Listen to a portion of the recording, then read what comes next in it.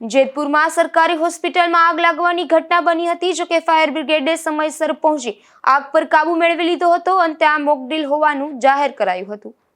જેતપુરમાં સરકારી હોસ્પિટલના પ્રસૂતિ વિભાગના વોર્ડમાં આગ લાગી હતી। અહીં આગ લાગતા હોસ્પિટલમાં અફરાતફરીનો માહોલ સર્જાયો હતો અને તુરંત જ નગરપાલિકા ફાયર વિભાગને જાણ કરવામાં આવી હતી અને ફાયર ફાઇટરે તાત્કાલિક ઘટના સ્થળે પહોંચી આગ કાબૂમાં લીધી હતી। ફાયર ડે નિમિત્તે આ મોકડ્રીલ યોજાઈ હોવાનું જાહેર કરાયું હતું।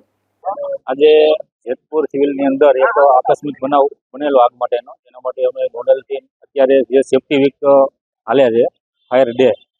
જે 14 એપ્રિલથી 20 એપ્રિલની તારીખની અંદર ફાયર ડે ઉજવવામાં આવે અનુસંધાને અમે જેતપુર તાલુકામાં આવેલા અને આજ રોજ અહીંયા જેતપુર તાલુકામાં એક મોકડ્રીલનું આયોજન કરેલું હોવાથી